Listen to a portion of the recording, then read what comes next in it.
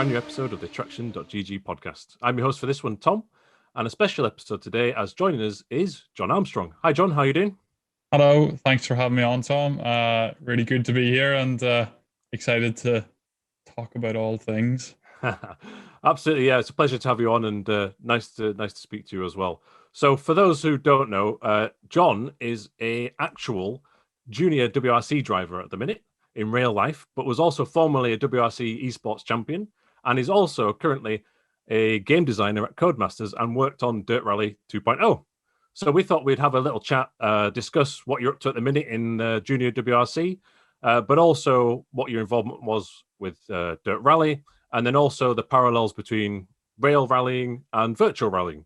And so also our listeners who might not be into rallying, this will be a good episode to sort of see why it's interesting and why you should be following. And hopefully there are a few listeners who are into it who are interested to hear Jon's opinions as well. So I think without further ado, Jon, I'd like to know what got you into rallying first of all. What about the sport captured your interest and how you got into it, if that's okay?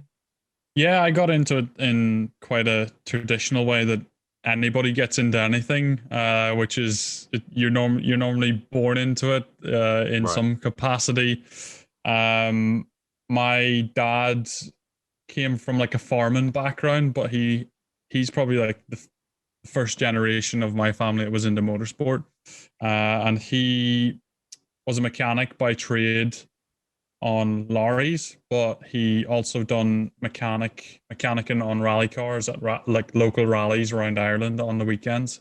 He also done co-driving, but at quite a low level, like clubman level.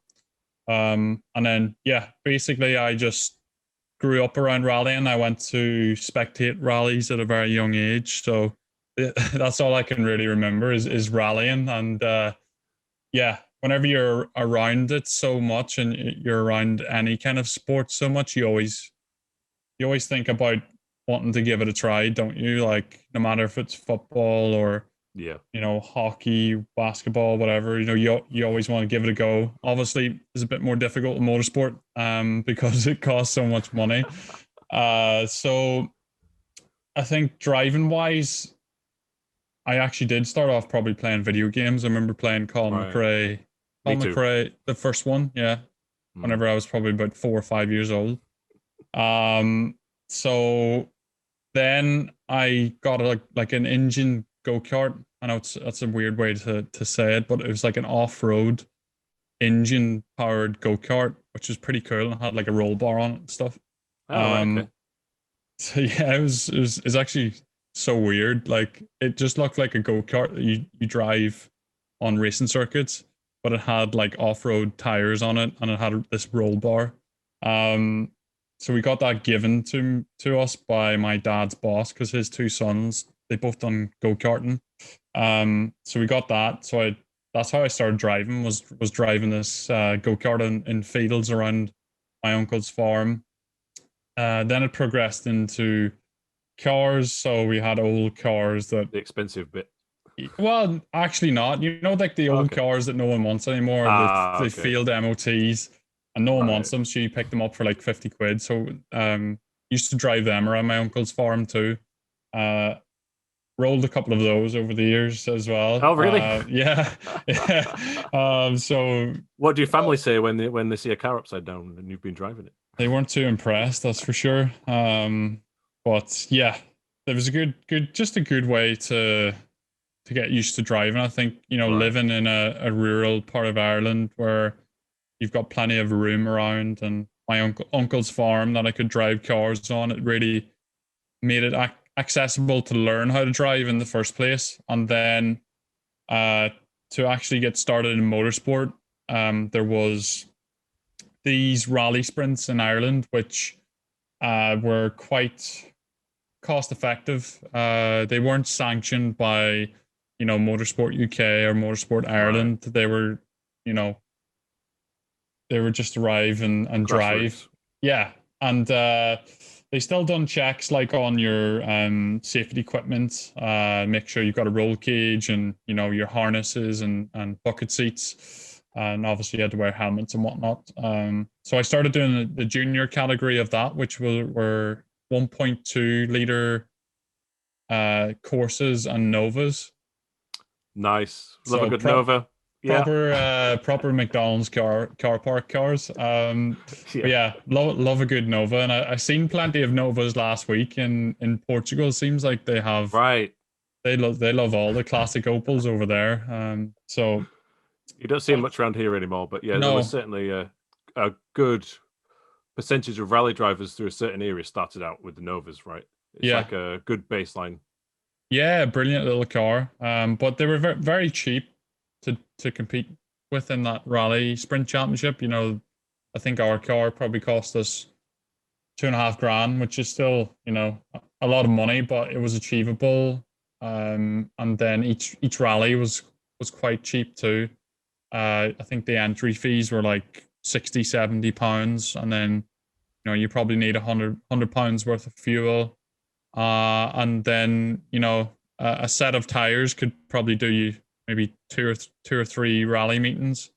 So it was Right. really That's cheap, good. and then like it just snowballed from there because I got quite good at the rally sprints. I was the champion in the junior category Right. 3 times, and then I was able to move up into a more powerful class, Mm. and I won that championship as well. So whenever I was 17 years old and old enough to get my driving license, then the progression was into stage rallying.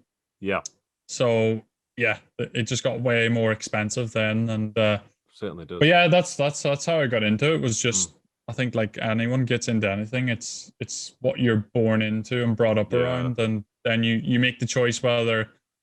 I think it's one or the other, isn't it? You either love it or you hate it, and yeah, I loved it. From there, I guess we could talk about your rallying career for a full episode. I think in this particular one, we'll discuss various different things. So I really don't want to gloss over some of your finer moments and achievements, but you did compete in the Fiesta Sport Trophy, then Junior ARC as well in a Peugeot, if that's correct. Then you did the Drive DMACK Cup, and you took some victories there, which is kind of the precursor to the current JWRC, right? And then also you won a couple of drives in the R5 car in WRC2, which must have been special. So in that period there, which I've boiled it down, I do apologize. You know, what are the highs and lows from this, trying to work your way up to the WRC level, I suppose? Yeah, it was pretty difficult. You know, when you start doing proper stage rallying, you have to show your potential as quick as you can. And obviously it's all about money at that stage. You know, it's very difficult to get sponsorship in low level competitions. So you're always trying and find money from somewhere. Or, you know, I remember we sold a couple of my dad's classic Mark II Escorts to fund one of my rally cars, which yeah was obviously a big commitment on his behalf. So I think one of the main things is you're going to have to sacrifice quite a lot of things. You know, I had to sacrifice not going on holidays, not, you know, having new clothes all the time. Lots of things you have to sacrifice, like not going out with your friends at a young age. You know, that's what everyone does. But yeah, that's a good point. I think you see that a lot with motorsport people, is that they sacrifice their childhood to a degree. So, but yeah, I mean, I was starting to get good results in the British Championship in 2013. I had some good performances, but ultimately none worth noting in terms of overall results. But yeah, some really good stage times. Then I took a year out in 2014. And then came back in 2015, which was the year I'd done the some of the European Junior Championship. Again, showed some good performance there. And I also done the Northern Ireland Two-Wheel Drive Championship, which I won. And then it was sort of like a bit of a strange choice, but we went to Rally Spain in 2015, which was around the WRC. And basically, DMACK, were a tire company, they're no longer around. They had this award for drivers on events that the DMACK Cup was participating in. So we took part in Spain. We won the award, which was it was called the Vatanen Touch Award after Ari Vatanen. Yeah. Because Ari Vatanen was an ambassador for DMACK at the time. Right. So I won that award, and that got me a place in the DMACK shootout, which was happening at the end of the year in 2015. And I went to that shootout, which took place at M Sport in Cumbria, and managed to win it. I was up against some really good drivers, and they tested us in all sorts of things like media skills, fitness. Interesting. What else? Obviously driving. But yeah. There was a whole bunch of stuff they tested us on, and yeah, I managed to come out on top, and that got me a 50% scholarship into the Drive DMACK series for the following year within the WRC. So still that was find the other 50% though, right? Yeah, exactly. Finding the other 50% was pretty hard, but I bet it was. That was my leg up into the WRC as such. So that was probably my first big break. So then started that season in 2016 in the Drive DMACK trophy, and as you said, that was like essentially what Junior WRC is now. It's the same format. It's ran by the same people. Yep. So there's a really good category. And I didn't really know what to expect, but after the first rally, which was also Portugal, I think I finished 4th in Portugal with lots of issues, but then went on to win 2 rallies that year. And thanks to winning those 2 rallies, I got my 2 prize drives in the R5 Fiesta for the following year in WRC2, which was amazing, because that's another step forward in opportunity and climbing that ladder one step closer to the premier WRC category. So yeah, went and done those 2 rallies then the following year, and in Rally Germany, which was my first time in an R5 car or any 4-wheel drive car on tarmac, and we managed to put in some really competitive times. We actually won one of the stages against WRC drivers who it's a bit like someone like Lewis, maybe not Lewis Hamilton, because none of them are world champions, but it was a couple of WRC drivers, maybe like Lando Norris or someone like that, had taken a step back down to F2. That's essentially what I was racing against. So it was nice to win stages against those guys. Again, showed my potential, but ultimately at the end of that year, all the doors had sort of closed in my face, and I had to try and find money, and just didn't really materialize. And that's when I turned to esports, which I'm sure will be the next topic. Well, funny you should mention that, John. I was going to ask about esports next. So 2018, no real life rallying, unfortunately, for yourself, despite setting, like you say, fastest stage time in Germany against some top class, world class drivers in similar machinery. So then we've got the WRC esports competition, which actually in the world of esports, outside of not just rallying, is one of the longest running esports competitions there is out there. Actually, it's quite ahead of its time. And so there was a prize, which was a railroad car up for grabs. So did you take part in that? Ultimately, you won it, to try and help fund or further or get your name out there in WRC circles. Was that a decision that was made behind the move? Yeah, I think part of it was just trying to fill the void of not competing in real life. Okay. Yeah. It was a very competitive esports championship, like you said, and it was organized pretty nicely too. It felt professional, and whenever you're competing at WRC level, you're aiming for the results. You want something to aim for, but there's a thing with sports people that once you stop competing, you definitely miss the sense of, it's almost like validation. I know it sounds bad to say that, but there's always that part of being a sports person. You want to show that you're good, and you want to aim to win something. And I was very hungry to still try and win a championship, and I think that showed in the season. You know, I hadn't done any competitive esports before, and when I started the year, I put in tons and tons of practice. I was aiming for the guys' times that had been in the final from the previous year. Yeah. So I could see their times on the leaderboards. That's what I aimed for, and that's what I practiced with. And the format of WRC esports was you competed in, I think it was like 10 or 14 events at home, and then you get points for your performance in each rally.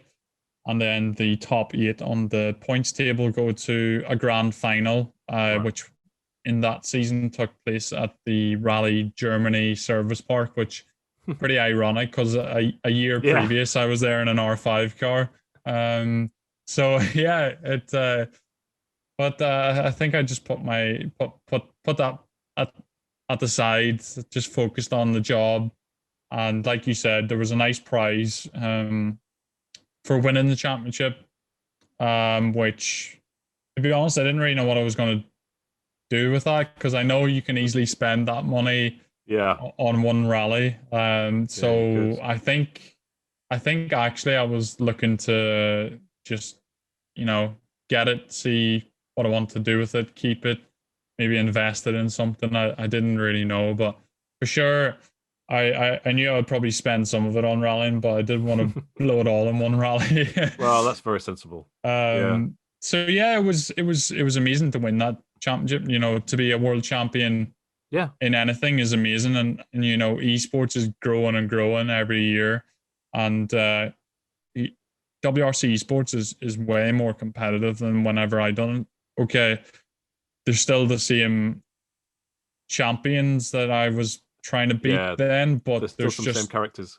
Exactly, but there's way more competition now in terms of the spread of the field is much bigger. And yeah, it took just so much practice as well to become champion. I remember leading up to the final, I was actually working at Codemasters before the final. I had just joined them.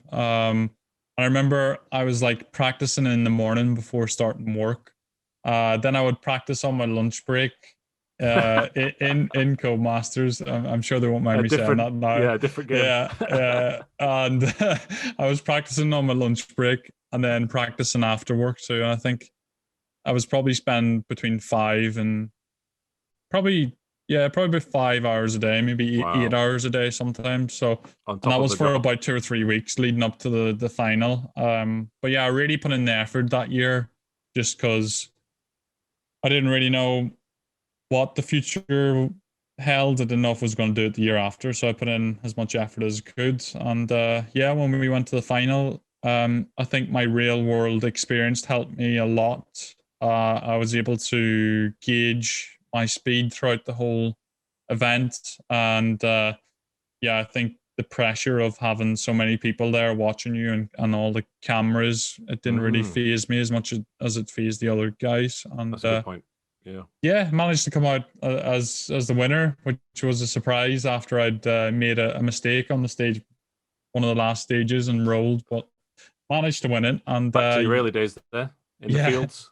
Yeah, exactly. So you mentioned there actually that you'd started working around this time at Codemasters. So was there anything that led in particular to that happening? And basically, how did you get involved, and what is it like to work there? Yeah, I was always a huge fan of Codemasters titles. Me too. Yeah, whether that was Colin McRae or the Dirt series.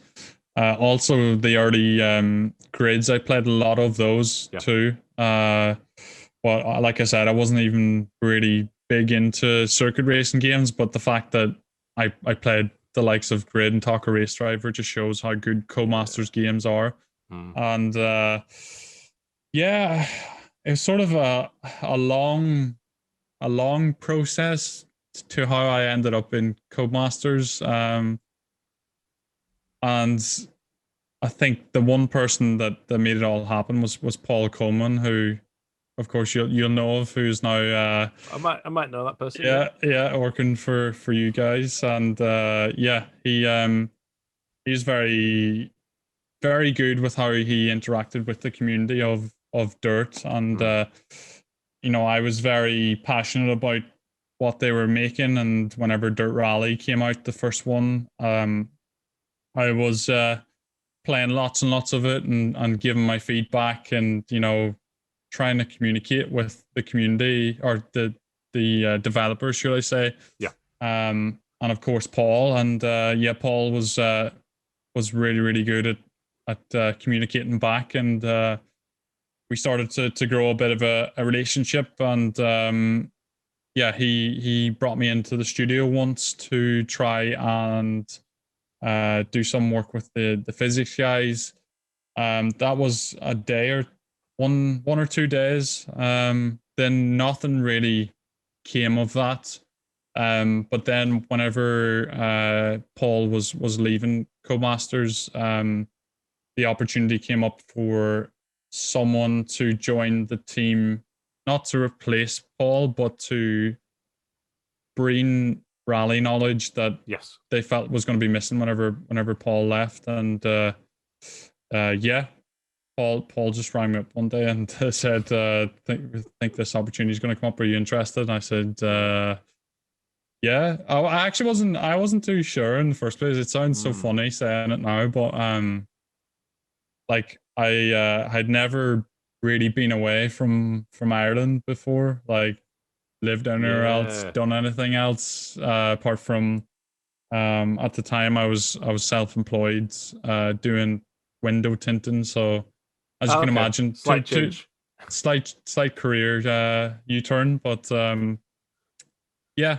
decided that I was going to try it and see how I got on, and yeah, I've loved it ever since. It's been fantastic. Just past 3 years at Codemasters now, so yeah, it's been really, really good. And yeah, just every day is so different, and of course I'm learning all the time as well, because I didn't really have prior knowledge of the games industry. I didn't study at a university or anything, so it's very different to playing it to then being behind the scenes, right?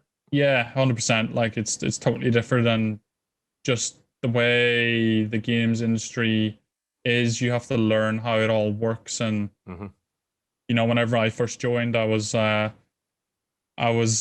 probably a kid in a candy shop wanting everything. But of course, you know, you have to weigh up all the different things and figure out what you can actually fit into the game in a time frame with a budget. And that's something that I've really started to appreciate now, and something I actually really enjoy is just trying to, almost like a puzzle. You have to put all the pieces in, see what fits. But yeah, for sure, like just getting to have my influence on the games, you know, whatever part that may be, because my role's very broad. You know, I'm helping all the different departments, you know, whether that's level design or environment art, car handling, audio. It's just like they basically can ask me anything whenever they want, and I can give them feedback too. So that's sort of part of my role, but also I'm now part of the games design team. Interesting. So I do design work for games, and yeah, that's the team that I'm part of. So yeah, it's really, really good just having an influence on future things. Then I also worked on pace note tasks. We had Phil Mills, who Phil actually was the person who manufactured the pace notes for DiRT Rally 2.0. So I just helped him refine the pace notes, and then the actual implementation of the system into the game, I was heavily involved in that. That was something that was given to me as a task, and nice. Yeah, it's a nice task just to get my hands dirty with, actually, to actually go in, be part of a process that is game development. And yeah, I actually really enjoyed that part of it. Yeah, so for those just quickly who don't know, Phil Mills is the English co-driver voice in the game. He's also the 2003 co-driver World Rally Champion alongside Petter Solberg. But if you play the game in French, it's Stefan Prévost, right? Did you work with him? Yeah, I worked with Stefan too. He's proper. He's a bit of a legend. He's proper funny. He's a good guy. So yeah, he came into the studio as well. And how we record our co-driver calls is on a motion platform. So we got a D box, and we strap the co-driver into the D box, and we send them down the stage. So they're actually reading the pace notes live whilst being chucking around down the stage. So we get the proper emotion from their voice, and the rhythm and the tempo from their voice too. So if it's a really fast section and they're on it, you'll hear that. But if it's a more slow technical section, you'll also hear that they're a little bit more chilled out. So it's definitely what we believe to be the most authentic way to get realistic sounding co-driver. What are the main parallels from, like, say, a rally simulator to real world rallying, if there are any, in your opinion? I think it all comes down to trying to have that rhythm, and carrying as much speed as you can, and you have to be really committed in the real world and virtually to get the times. You have to be very, very quick with your reactions because you're constantly steering from one side to the other.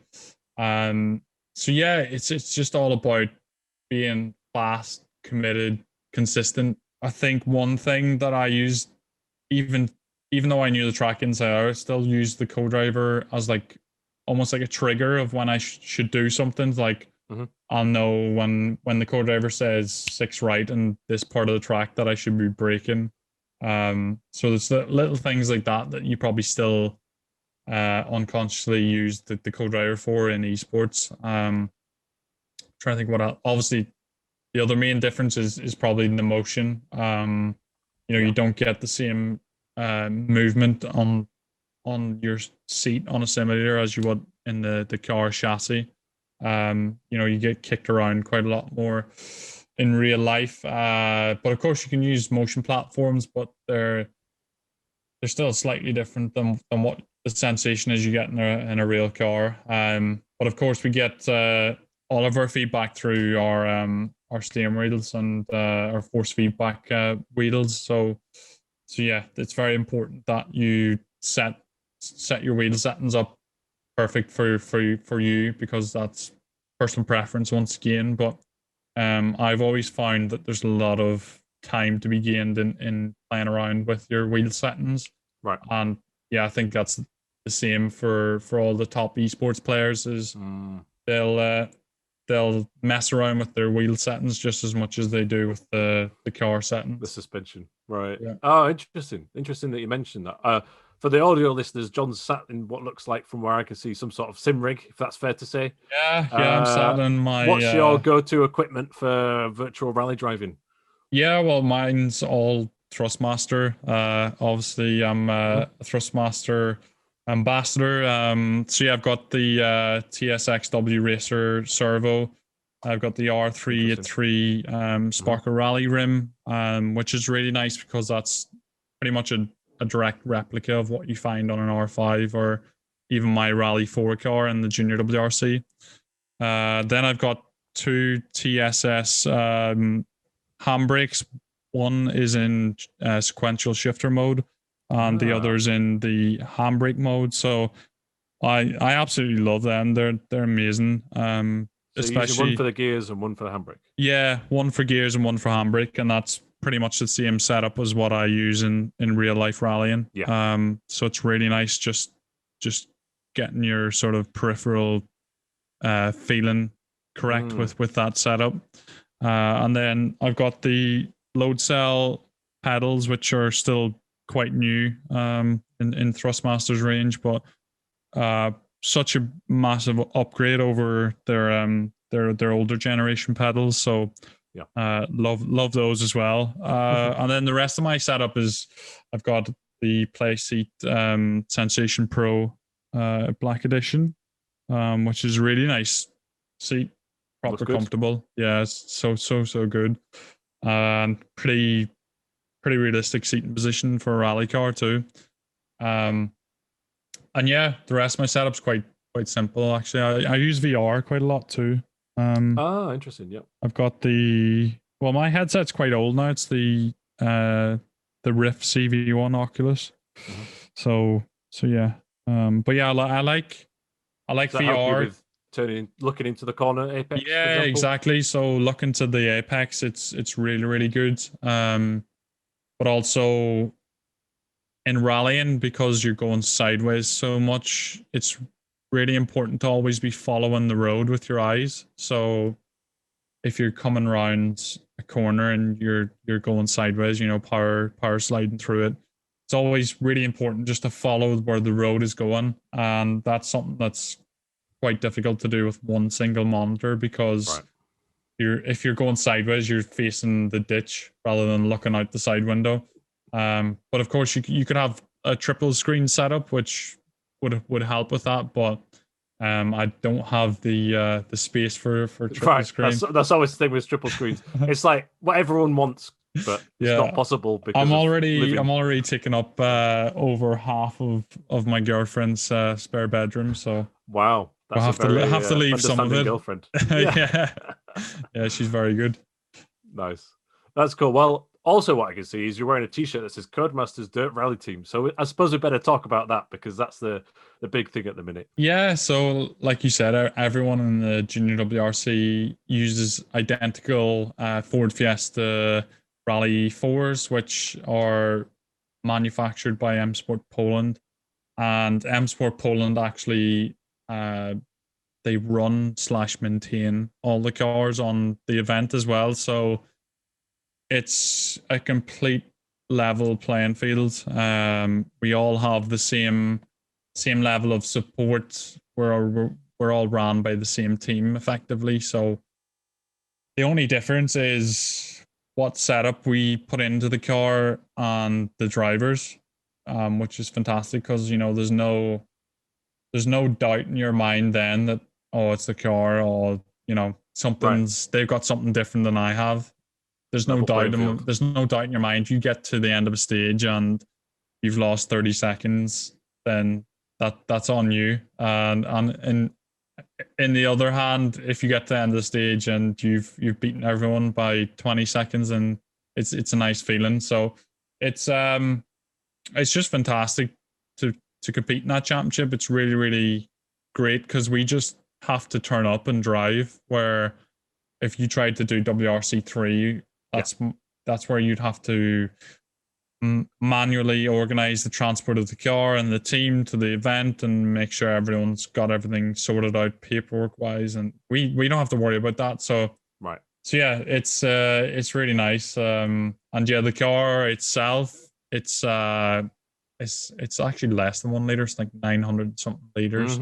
3-cylinder engine. Sounds pretty cool. It does. It's got a lovely 3-cylinder Burble. Yeah. It's such a funny sounding little thing, and it's turbocharged as well. So it's got an anti-lag system. So once we're off the throttle, keeps pumping fuel in, so you get that nice off throttle exhaust note. So yeah, it's proper cool little car, but it's really fast. To be honest, for a front wheel drive car, it's got 205 horsepower, give or take, and not much weight. Yeah, not too much weight. I think they're about 1,200 kilos or something in around that.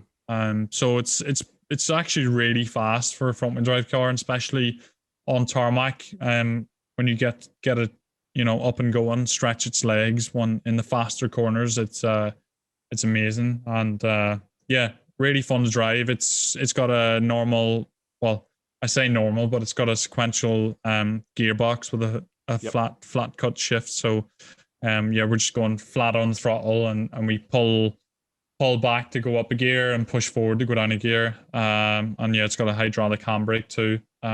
Just like your sim setup. Yeah, exactly. But they're such cool little cars, because it's got like a sophisticated ECU system. So on your DigiDash, you can go through all the different settings of the the launch control and your anti-lag. You can have more aggressive anti-lag or less aggressive anti-lag, and yeah, there's just so many different things that you can play with. In terms of the suspension, we've got three-way adjustable damping on the front and two-way on the rear, so we can adjust the high and low speed compression independently on the front suspension. We can also adjust the rebound rate, and then on the rear we've got an adjustment for the compression and an adjustment for the rebound. We can also change the rear springs to be harder or softer. The front springs, they're the same for everyone. So there's not too much that you can play with, but the actual damper clicks can make a huge difference. So that's what everyone plays with. And you've also got a brake bias adjustment too. Okay, you've done a couple of rallies here and there, and I think, was it a mini WRC car and a Fiesta R5 over the years, but mainly it's been the virtual stuff of late. And so to just jump back in at a world level and win, that must have been pretty satisfying. Yeah, we went to Croatia and we didn't really know what to expect. We probably thought we would, at a push, we might get a podium. But it's just the way these WRC rallies can conspire. You know, it's all about being as fast as you can, but also being as consistent as you can. And you know, some drivers for sure were faster than us in Croatia, but they either went off the road or had some sort of issue like we did in Portugal.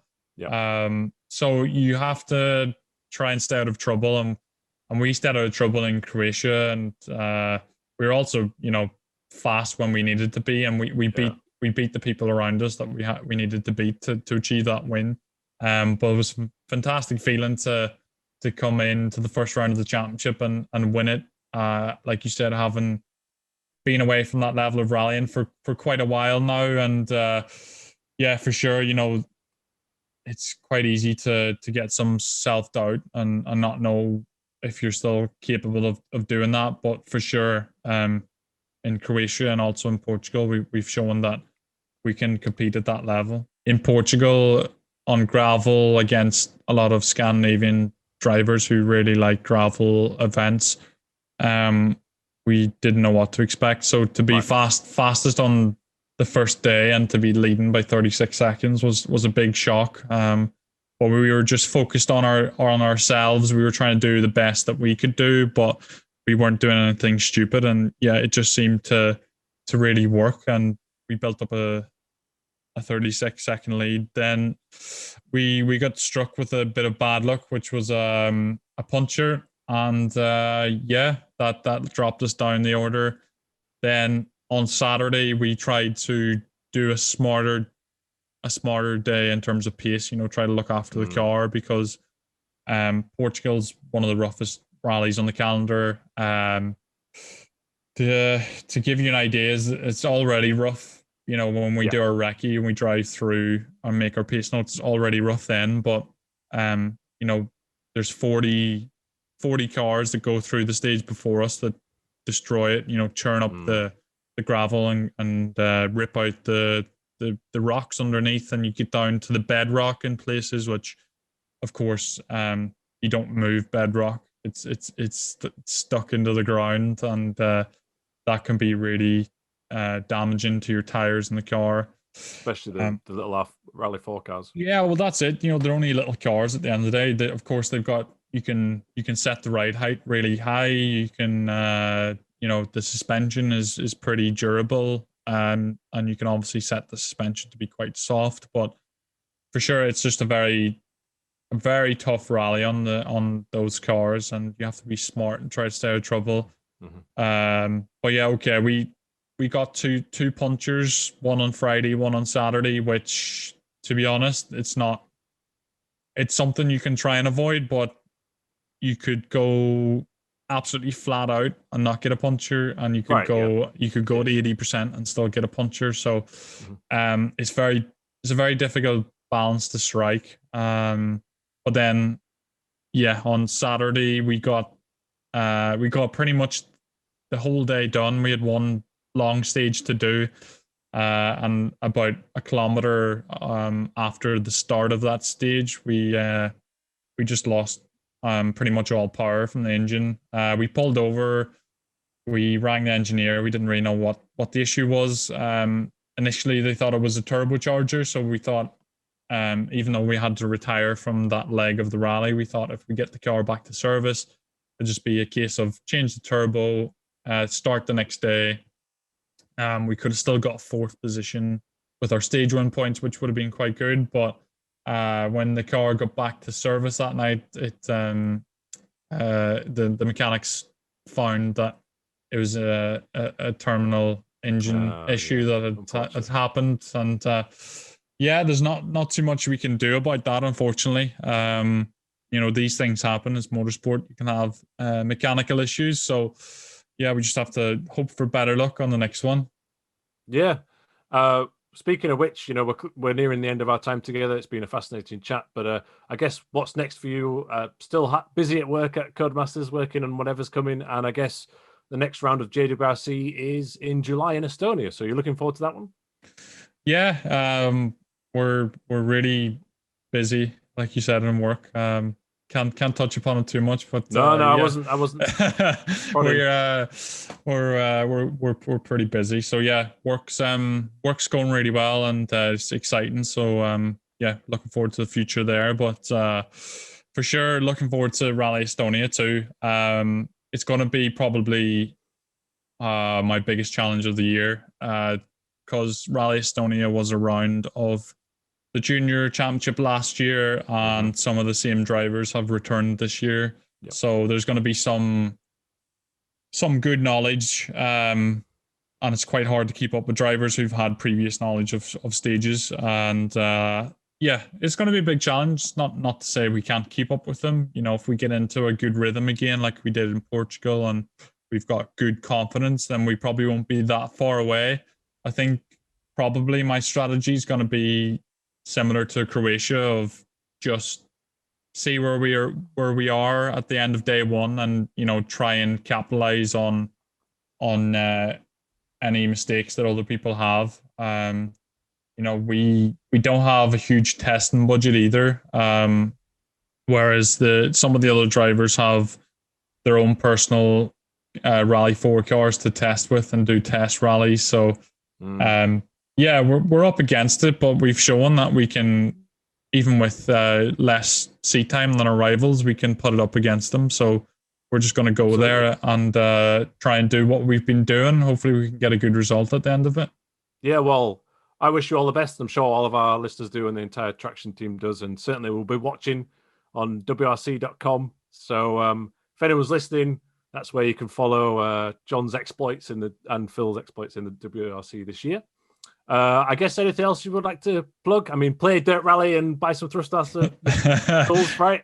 Yeah, definitely play Dirt Rally and buy Thrustmaster stuff. And follow me on social media too. I think most of my handles are... Is that what you still call them? Handles? Yeah, we'll go with handles. Yeah, we'll go with handles. I think it's just Jon Armstrong Rally. So nice. You'll find me everywhere. Well, thank you very much for your time, Jon. All the best with professional life and rallying as well. Living proof that there's a crossover between esports, sims, and rail motorsport there. So a pleasure to have you on. And for everybody listening, please do like and subscribe on YouTube to TraxionGG channel. And also follow and subscribe the podcast on the audio channels like Spotify and Apple Podcast. Don't forget to visit the TraxionGG website on a daily basis for your virtual racing fix. And follow us on social media, also TraxionGG. That's it for now. Thanks so much.